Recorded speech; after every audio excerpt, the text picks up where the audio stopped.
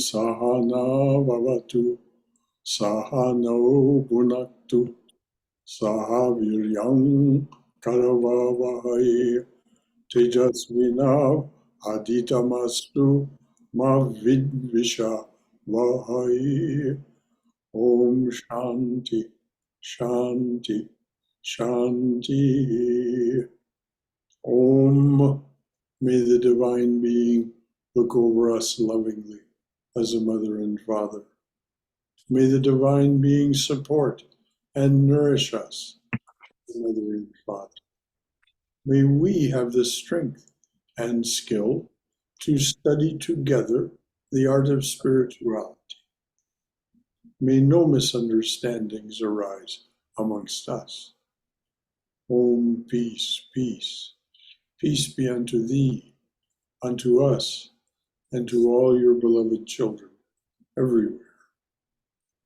Well, beloved children, here this evening, welcome to our Wednesday evening reading and discussion of the book Realizing God, a collection of talks given by Swami Prabhavananda. It's a remarkable collection. I won't go into the details. I think all of us here present this evening have heard the story of the book. But it is a remarkable work of a very diligent and loving disciple of the Swamis, Edith Tipple, whom he gave the spiritual name, Nalini. So with that, Haima, please tell us where we are in the book. Sure, Brother Shankara. And proceed. Good evening and namaste, everyone. We are on page 65 in the book, and that is we are in the topic of practice of religion, the practice of religion. It's page 65, second paragraph. I will start from there. Spiritual life or spiritual pursuit is not blind and purposeless. It's not something to achieve in the next life. It has a specific end and definite goal to be attained here and now, not after the death of the body. So the spiritual aspirant must think clearly and definitely and understand that goal, for only then will the pursuit of spiritual life be serious and meaningful as the fulfillment of one's life. And fulfillment comes when we realize the eternal, the unchangeable reality amongst the non-eternals of life, when we attain that highest abiding joy in the midst of the fleeting pleasures of life. Where is it? It's all within ourselves. As the seers of the Upanishads point out, I have known the truth, Svateshwara Tara Upanishad. They also tell us, A also shall know the truth. Then only can you attain freedom and immortality. In the Upanishads, again we read, Brahman may be realized while yet living in this ephemeral body. To fail to realize him is to live in ignorance, and therefore to be subject to birth and death. The knowers of Brahman are immortal. Others, knowing him not, continue in the bonds of grief. Brihadaranyaka Upanishad. Those who claim to have known God, seen God, have the direct experience of God, are very few in any age. How can we convince ourselves that they are not deluded? Maybe Christ was deluded. Ramakrishna was deluded. They were insane, perhaps. But look at their lives, their character, pure. Look at the power behind them. A majority does not prove the truth. Though a majority can elect a president, a majority cannot elect God.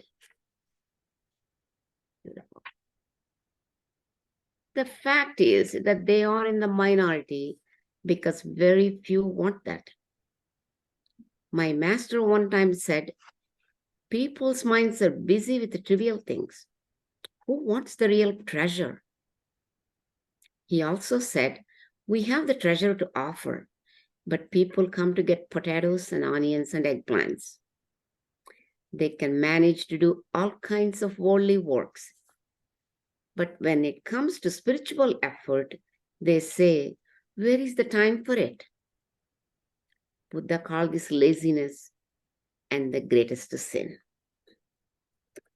You have to have what we call viveka or discrimination. You have to consider that no matter how your mind runs after worldly things, and which is natural, God is the only treasure which no moth can eat, as Jesus says. He is the one treasure. And at the same time, you have to convince yourself, in spite of your tendencies for worldly things, that flat, tame, and unprofitable are the uses of the world, as Shakespeare writes in Hamlet. You have to come to that understanding. Before we can understand what is meant by the practice of religion, we must try to understand what the purpose of living is, what the meaning of this human life is. The answer is difficult to find independently of one who has had the illumined knowledge of the truth of God. If you analyze, you find that today you seek for this, another day for that. You're not sure. You seek for pleasures, happiness, and things like that. But how to find it and what the goal is, we do not know. If we go to the scriptures or to the words of those who are illumined, who have known the meaning of life, it is pointed out to us that there are 4 pursuits of life: dharma, artha, kama, and moksha. The meaning of dharma is the formation of character. We have within us both good and bad tendencies, and we have to live in such a way that a greater emphasis is given to the good tendencies. You see, every person is born with a character. A child has a character, and there are both good and bad tendencies. The child must be taught to live and act in such a way that the good tendencies develop. The character is to be formed by good deeds and pure thoughts, and that means selfless action. One time, Swami Vivekananda said to his brother disciples, whatever you do for yourself is not religion. Whatever you do for others is religion. Beautiful.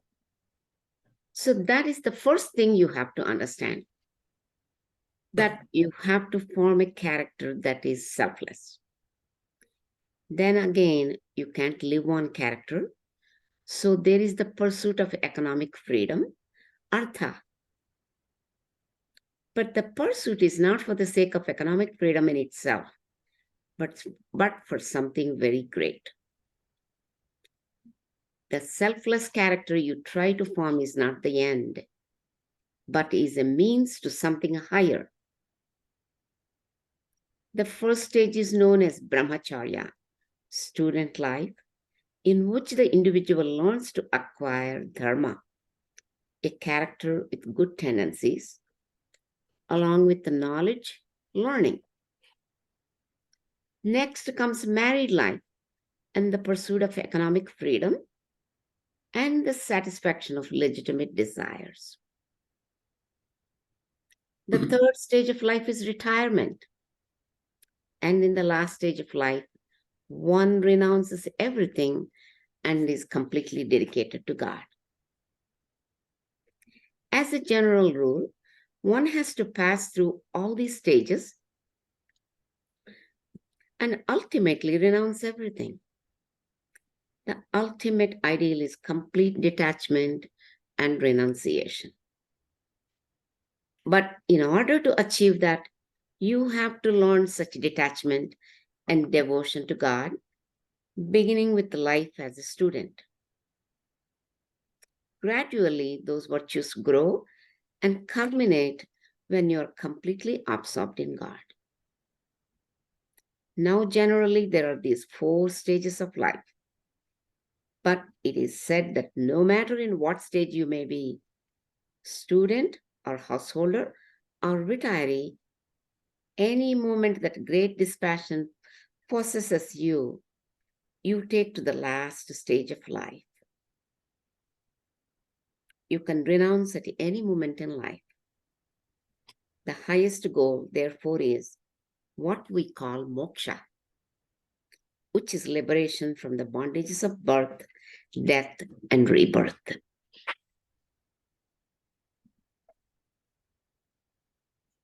The Hindu and Buddhist idea of the law of karma and reincarnation is that one passes through birth, death, and rebirth many times over. According to what one sows, one reaps. This law of karma is working in everyone's life.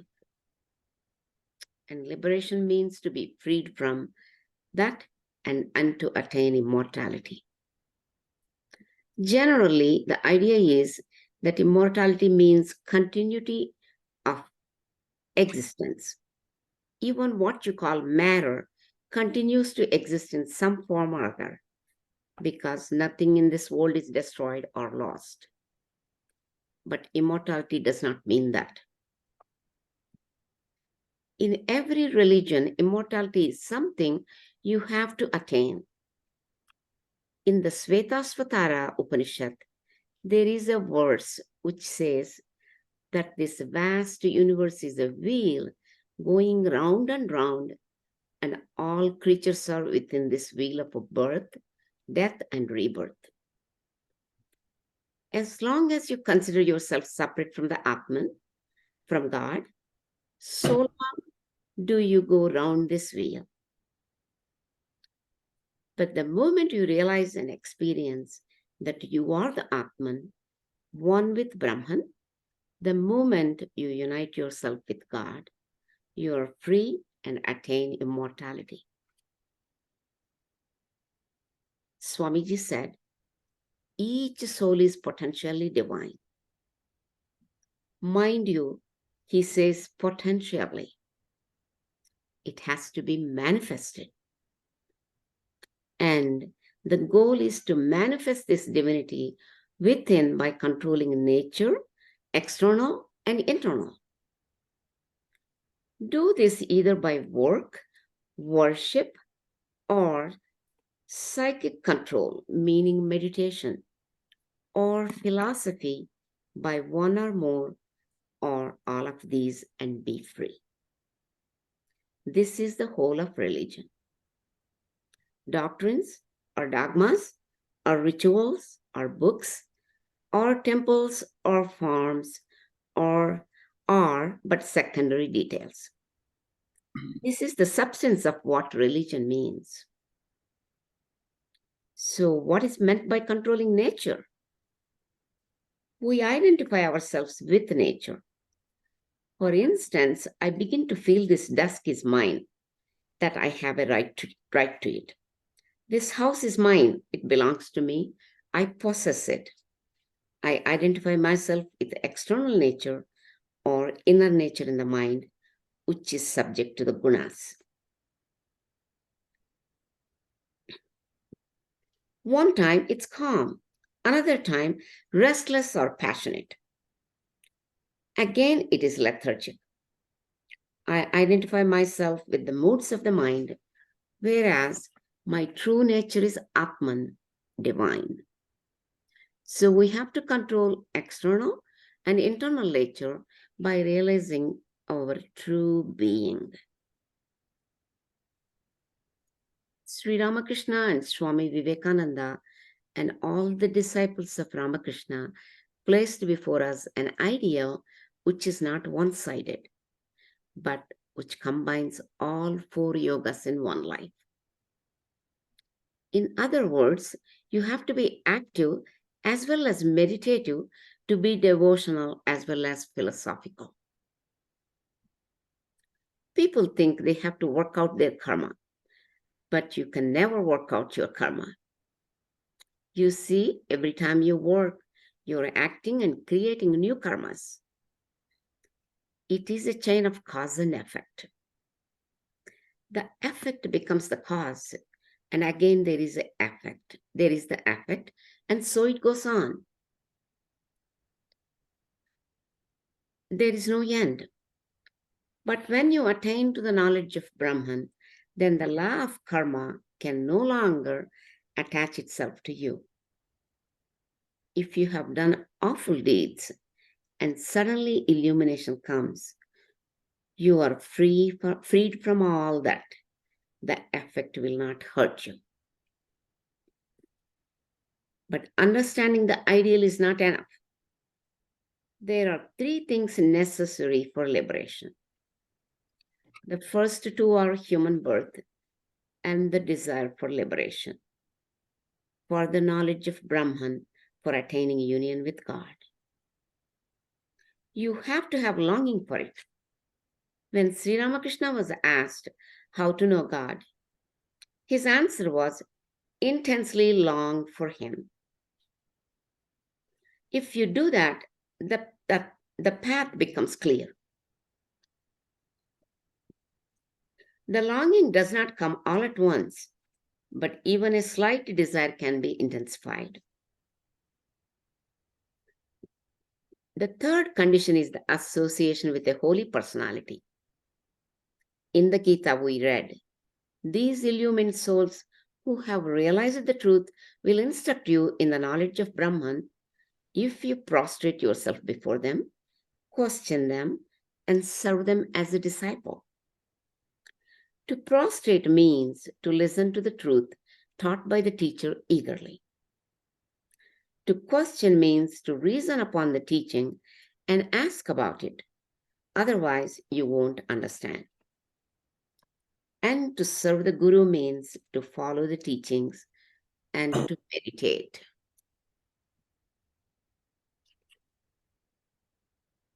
What is the practice really? There are two aspects. One is called negative, the other is positive. They are both important. Purification of the heart and meditation upon God, love for God, devotion to God. Saint Augustine said, you must have steadfast self-discipline and cleansing of the soul. You have to discipline yourself. You see, I make a rule that you must go to the shrine and meditate for so many hours. But how shall I know what you're doing? You have to discipline yourself. And what does purification of the heart mean? Thinking of God without any distractions, without desires, cravings, or ambitions. There is a prayer we chant every morning. How I long for the day when an instant separation from thee, O Govinda, will be as 1,000 years. When my heart burns away with its desire and the world, without thee is a heartless void.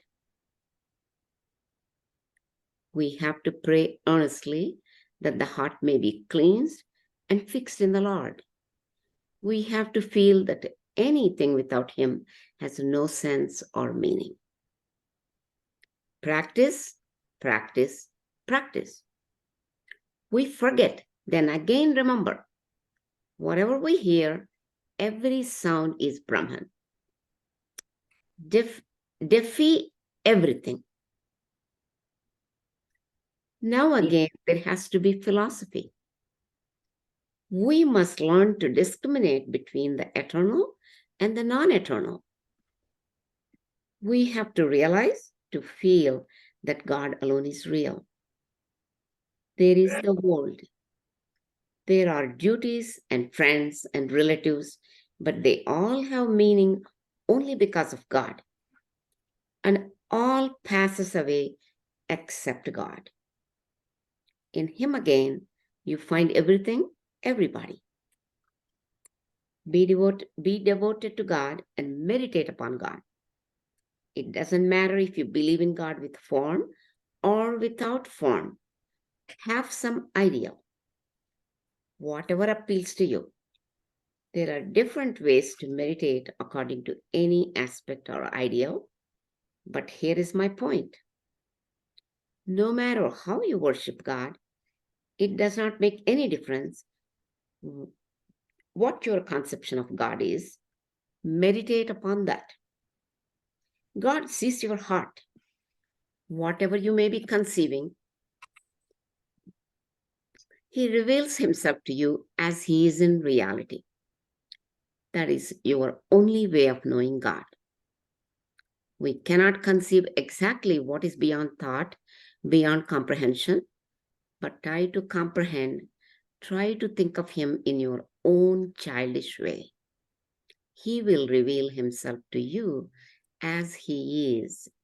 That is the end of that particular topic, Brother Shankara. We are going into active and contemplative life if you have any purport for us. Well, Anyone else has. let's just review for a moment what was said. The purpose of life is to come to know God. It went through the stages of life, the artha, kama, moksha, all that business, and the four stations of life, brahmacharya, so on and so forth. But Sri Ramakrishna said, don't worry about these things.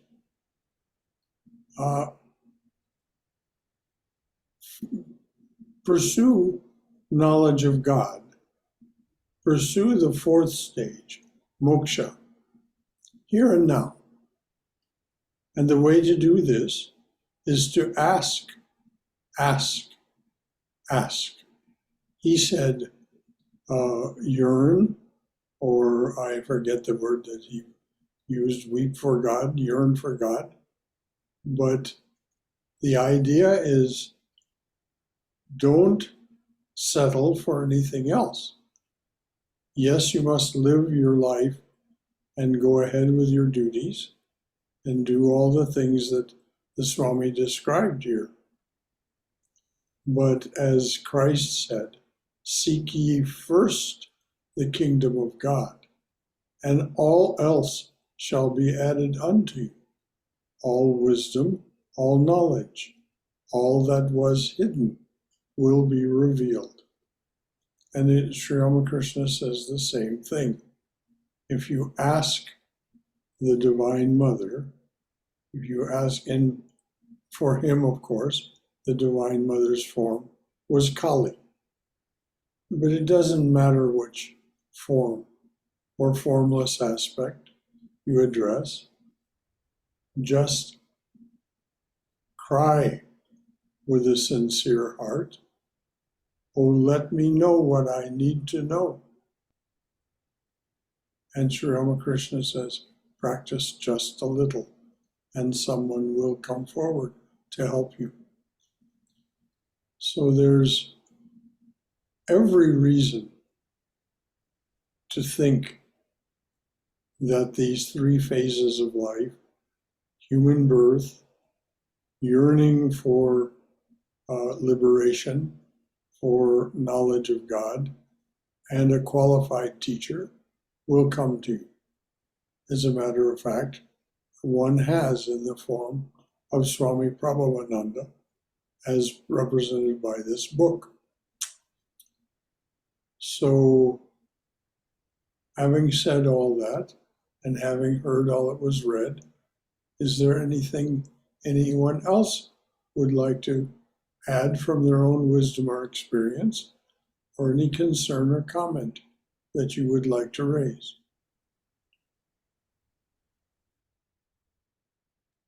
I see Swamiji saying, practice, practice, practice. That is the key. That's what he's saying. Meditate, meditate, meditate. Yes. And practice all the things that we have been talking about all these years. Yes. And I do see The importance. instruction of a qualified teacher, and then do what they tell you to do. It is guaranteed to succeed. This is what they tell you. It is guaranteed to free you and to attain this state of immortality.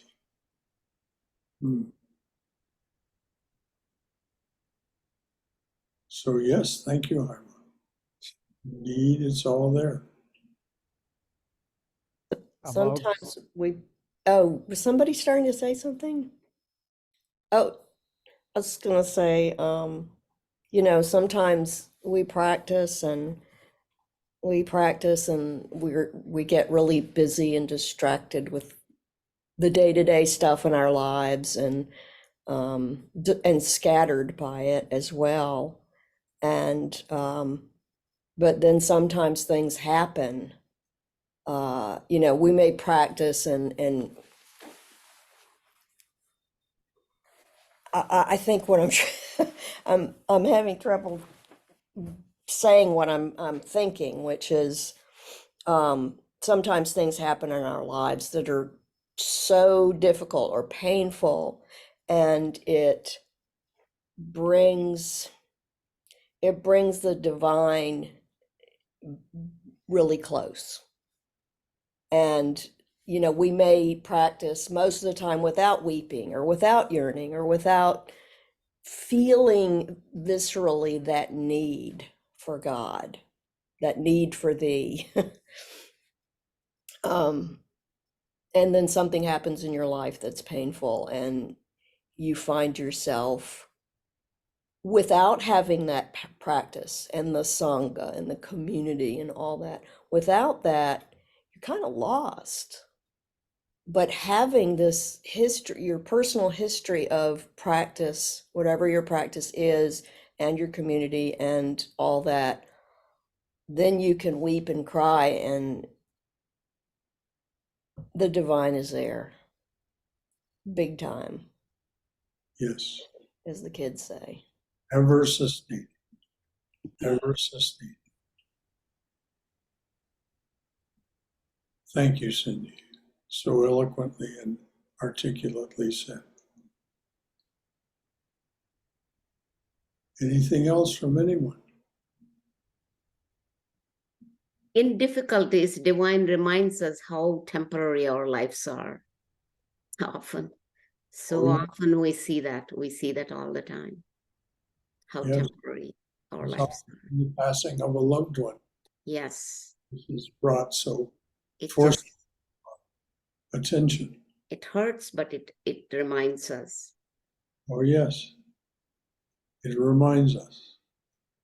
It also reminds us of what's really important. It's like everything else, when you're grieving a loss of a loved one, or a pet, everything else in your life that seems so important the day before just falls away. Mm-hmm. And for me, what remains is the divine being in its form that is the form for me, but also that divine being in the people and pets and whatnot that I love. It's like nothing else matters but those connections, because that's it. This book we're reading, it's at the back where Swami Prabhavananda has those things about, what is it called again? I haven't looked at it in a while, but one of the things the truths I remember is something like, I know you do not like to hear it, but the only one that is truly your own is the Lord. And that's meant different things to me at different times, or I've gotten it in a different way. And it is true, of course, but the Lord can be in those around us. Oh, And yes. that's like how most of us access that in ourselves and in others, especially when, we have community with people who are spiritual aspirants. And it's a one it that's the gift in trauma or grief or whatever, is being able to really touch the divine. Yes, those 7 statements or aphorisms or mahavakyas, uh, great statements of Swami Prabhavananda's, Yes, are at the back of this book. it's the back of them. It's, it's It's on quite page. a page. It's on page 467, Brother Shankara. Yeah. Just before the last 467. And as Cindy paraphrased, as the Swami said, as I've told you many times, I know you don't like to hear it, but as I've told you many times, the only one who is truly your own is the Lord. But the little secret majesty in that comment is the Lord appears in everything that we can know or experience in any way, and most particularly in our loved ones and our fellow congregation members. This is where we first find it. Then it begins to spread throughout our lives, and we see it everywhere, which is the title of a book written by Swami Shraddhananda, Seeing God Everywhere. So, a book we may take up at some point. Anything else from anyone? Thank you, Cindy, as always.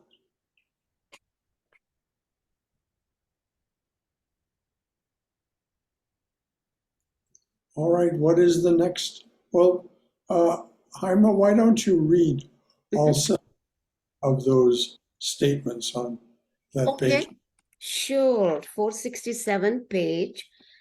And here are the 7 statements here by Swami Prabhavananda. So long as we feel we can do it, so long God remains hidden. So long as we feel we can do Can it, do it. so long God remains hidden. God remains hidden. So the self-surrender is key. We must not feel that we can do it. Second one, as you proceed further, you will say, I don't understand anything, until the darkness goes away and there is the light of Brahman.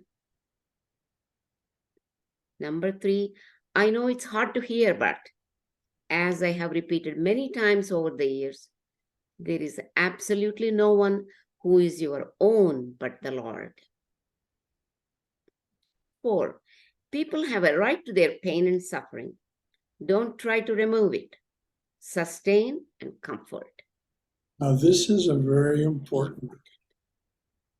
We so often encounter people who are in difficulties, and we think, oh, if they would only listen to me, I know what they should do.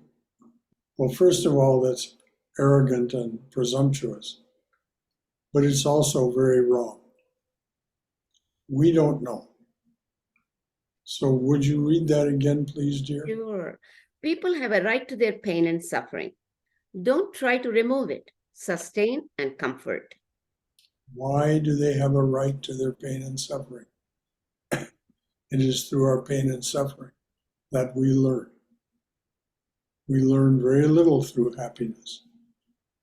And our happy moments are joyous, no doubt. But we learn through our pain and suffering. Okay, next one. Now, number 5, the secret of meditation is fourfold. The chosen ideal is you, yourself, no different.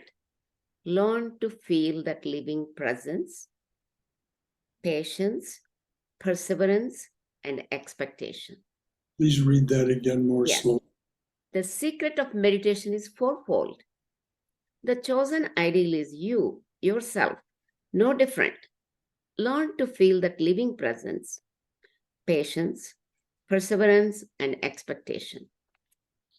The chosen ideal is you yourself, no different. Learn to feel that living presence. If ever there was a single statement that said the truth of your being, this is it. And then the other three instructions for meditation: patience, perseverance, and expectation that you will realize this profound truth of your being. Number 6, if each one of us would see ourselves as the Atman, the true self, and look at things of the world objectively, everything would pass by and be all right. Once more, if each one of us would see ourselves as the Atman, the true self, and look at things of the world objectively, everything would pass by and be all right. And this is, again, such a sweet statement and such a wonderful pun on the word object. Look at things of the world objectively. There's only one subject, that chosen ideal that is you yourself. Everything else is an object. And if we just would see ourselves as the Atman and see everything else objectively, just as an object that arises, sustains for a while, and passes away, then everything would pass by and be all right. I think this is my favorite of the statements. And then the seventh. The last and seventh one, at the moment we become completely freed from cravings and we are overpowered by the one desire for God, that very moment God becomes revealed to us. Once more, at the moment we become completely freed from cravings and we are overpowered by the one desire for God, that very moment God becomes revealed to us.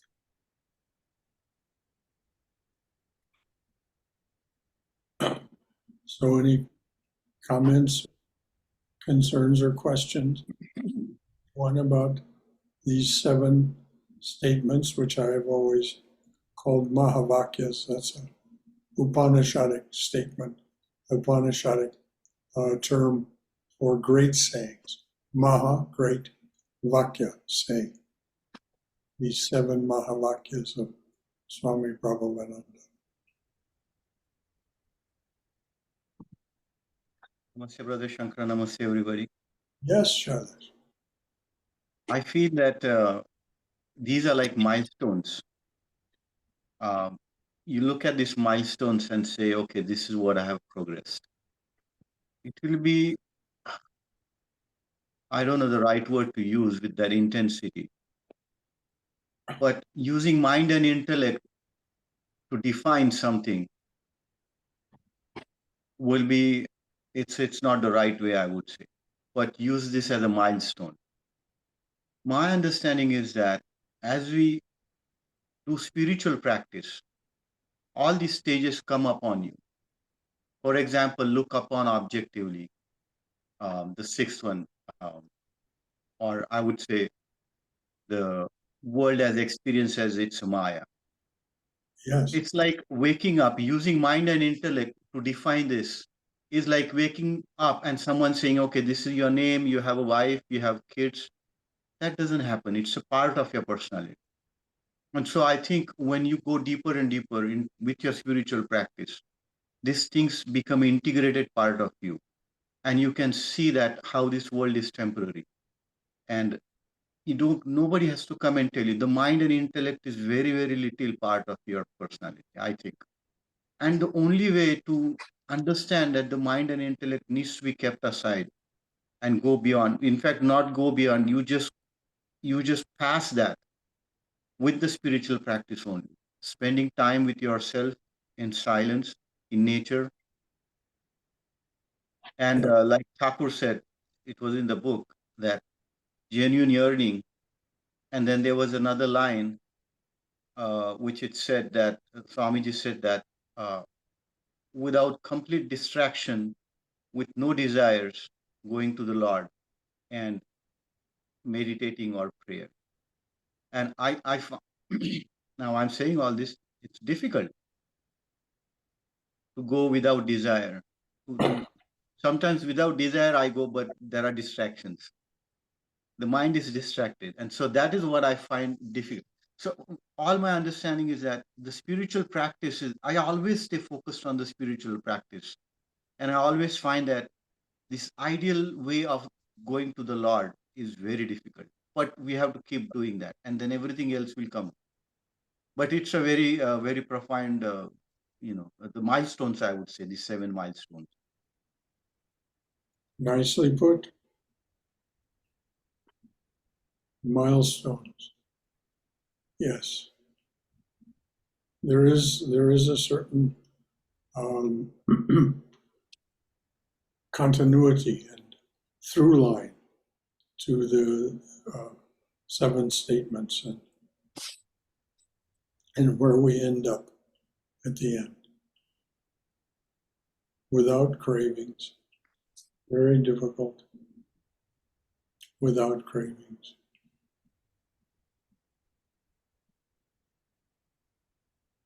So just quickly, Haima, read them again. Not quickly read them, Sure. but just go ahead and read them again. Yes. Yes.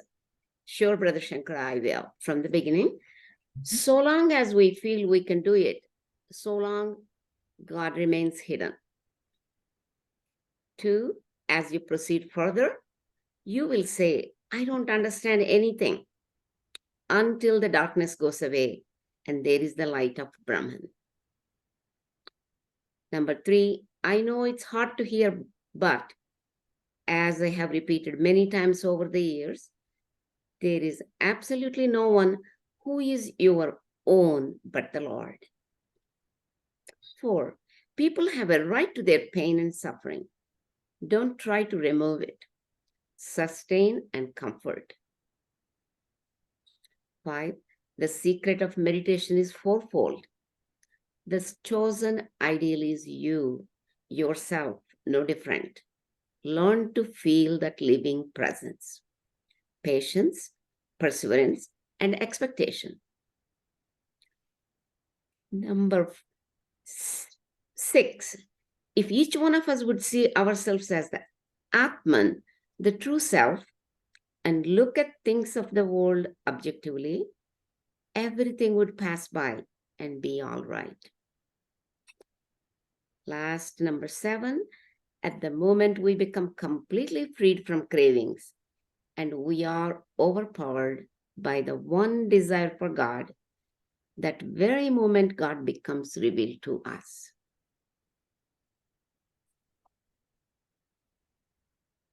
And in that moment, we are immortal as God is. So anything else from anyone before we move on to the next topic in the book? I can comment one thing with personal experience. As we progress in the meditation and continue to do it, these things slowly come into place. We can feel them slowly. The desires slowly will drop out. One at a time, they will drop out. And we will slowly get there. We will be on that path. It's a journey. I would say it's a journey. And we can reach that journey. So, no destination. We continue to be on that path. We can feel these things, some of them. That's what my experience has been. Yes, and this Been doing for years. that you said of journey, Mhm. goal, Not a destination. no destination, no goal. That's Why? right. Because what we're pursuing is knowledge of the infinite. There can be no end to the infinite. So there's no goal. The more we learn, the more we're able to learn. This is the more our mind, our inner mind, our knowledge of the Atma expands, deepens, broadens. The more we're able to learn, the more we're able to hold That's right. until we become like one of these great souls that comes to visit us, one of the nuns or the swamis comes to visit us, and is just full of light, full of light. As Brahmananda, Swami Prabhavananda's teacher, said, light, more light. Is there no end to it? No, there is no end to it.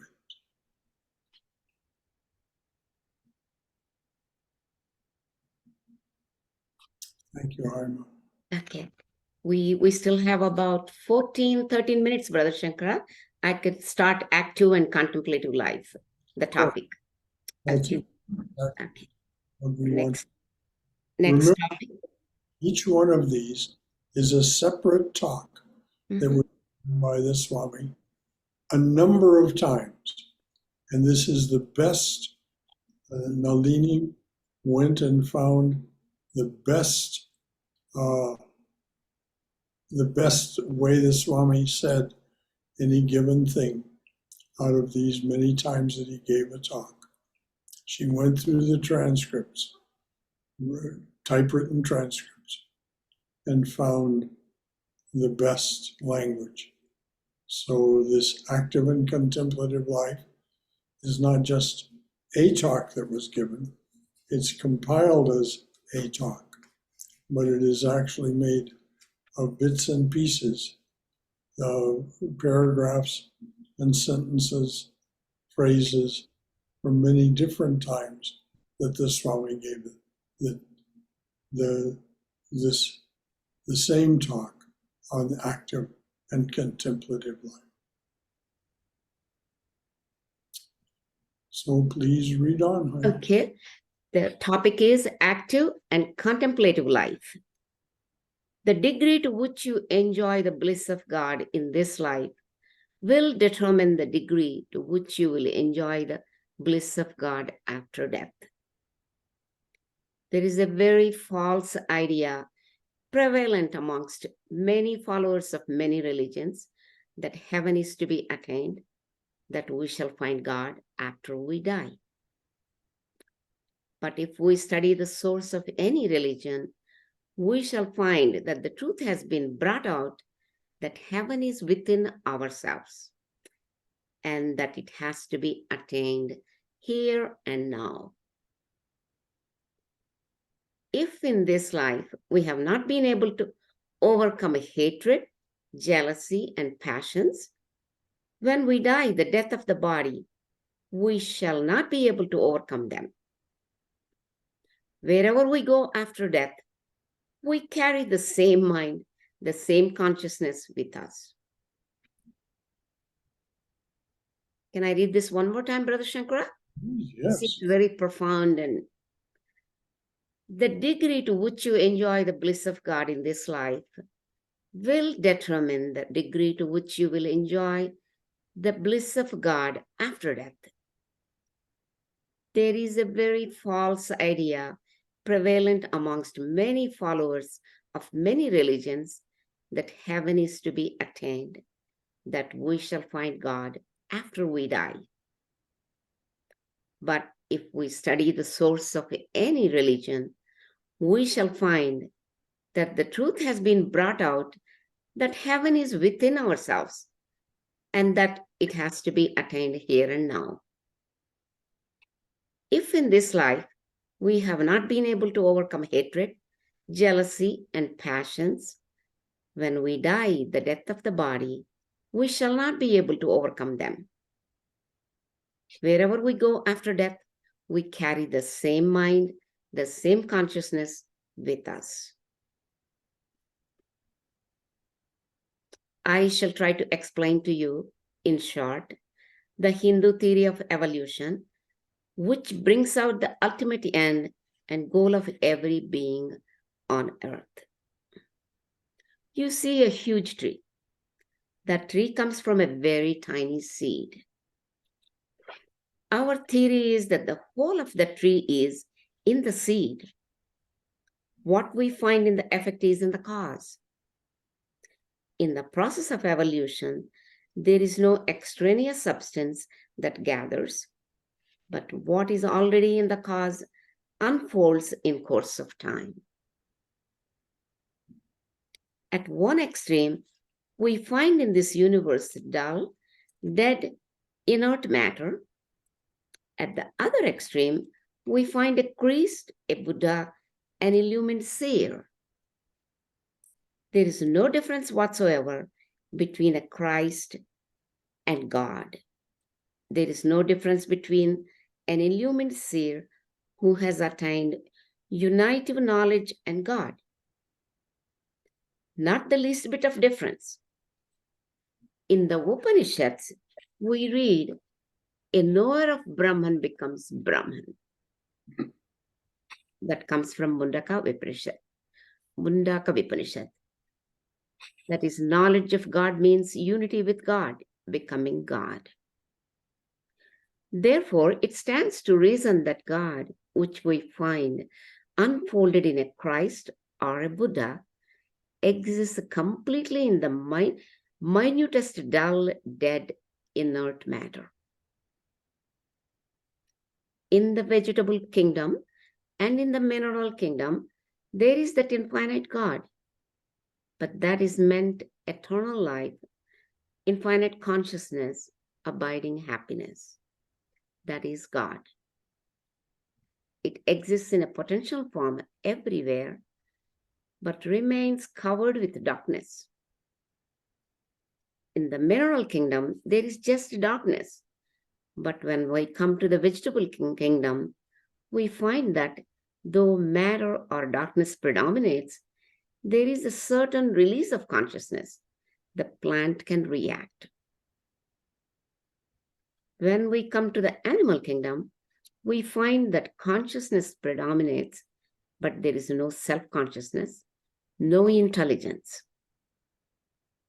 When we come to human beings, we find self-consciousness evolved, but the human is a slave to matter, to darkness. In the illumined seer or a Christ or Buddha, we see that infinite consciousness infinitely released. Along with that is attained eternal life and infinite bliss. The illumined seer transcends the self-consciousness or ego, which limits infinite consciousness. The sense of ego is wiped out, and infinite consciousness becomes released or unfolded. Now the condition for this unitive knowledge of God, to release this God from within us, the birth in spirit, as Jesus calls it, or the awakening as Buddha says, is to unite our mind with the spirit. In other words, contemplative life, the life of union with God, is the end. But we find that the natural tendency is to unite our thoughts with the objective universe because the senses are outgoing. That is how they have been created. The mind is attached to the senses, and so as the senses go out, the mind also goes outward into the external world, forgetting the kingdom of God which is within. Further, the natural tendency is to seek fulfillment through activities and life in the world. If we understand that the goal is to unfold the Godhead within, and about that our religions are in complete agreement, then we can easily understand that activity or active life is not the end, but the contemplative life in union with God is the end. Why then does the mind become attached to the objective world? Because through ignorance, it accepts the shadow of life, the appearance of life as real. Through ignorance, that infinite God within remains covered. The mind gets a reflection of that consciousness, of that happiness, of that eternal life, and wants to realize it. But the mind does not know that it is already within, and so it tries to find it in the objective world through the senses. This is life on the plane of the ego, which arises when there is forgetfulness of God within. It obstructs our vision of the reality. Try to understand what the objective world is. It is an appearance. Appearance cannot exist without something behind it. As you understand what there is behind the appearance, you will find that God alone exists. You see, you cannot blind your eyes or numb your senses and sense organs. That would not be religion. That would not be growth. Try to find out how God is the ground of all this appearance and how God is the reality within you. When you understand that, go into the external world and work. Be active. Use your senses and sense organs. But all the time, remember that under all circumstances, at all times, in all places, in everything, you must see God and God alone. That is the end of this particular topic. Brother Shankara, that is active and contemplative life. Yes, how many minutes do we have left? We have just 2 minutes. Oh, well, that'll be enough. That's a good stopping point. Well, actually, I think what we'll do is we'll read the active and contemplative life again. Okay, sure. I'll mark that in my book to reread next week. Because this is such a critical Very concept. profound. Yes. Active life is just a way for us to be alive so that we can experience what is the fruit of contemplative life. Anything else from anyone before we wind up? All right, dears. So good to Wait, Lynette's going to say something. Yeah, it just reminds me, somebody posted, someone, they had built this big white water tank and that across the street from them, and all white, right? Round shape, huge round shape. But this person posted that white tank could show the shadows of the trees. So it was like an unfolding of this wonderful changing scene for her every day now. And I thought that's kind of what that reminded me of, having the ground so that you can see God, and for this person, it was a big white water tank. And I thought it was very unique. Well, it is. Perception. That's beautiful. I thought it was beautiful too. Yeah. So she could see the shadows of the trees now that she probably didn't notice before. Well, sometimes our attention needs to be drawn to things. Mm-hmm. Lynette, could I ask you what your big white dog's name is? His name is Snowy. Snowy. Oh, okay. It's good to see his little head there for a minute. I know it's past dinner time. What can I say? Oh, okay. Yeah, we didn't name him. We inherited him, but his name was Snowy, and it's perfect. All right. Thank you, everyone. Namaste. Stay in good night. All right. Jai Shri Guru Maharaj Ji Ki Jai. Durga Durga. May we be safe. May we be healthy. May we be cheerful. May we have peace of mind. And may we understand that mother and father that is introduced in the opening prayer for our study, that mother and father holds us in their loving and protective embrace. There may be pain, there may be sorrow, but that loving and protective embrace is not released. They are there for us. And that is eternal, infinite, and unchanging. Jai Shri Guru Maharaj Ji Ki Jai. May we all be well and in the brightest spirits that our current situation can manage. Until then, Saturday, let us see one another on email and by telephone. So very good to have been with you and enjoy this evening with you. Thank you, everyone, for sharing. Whether you said a word or not, your thoughts were shared. So until next time.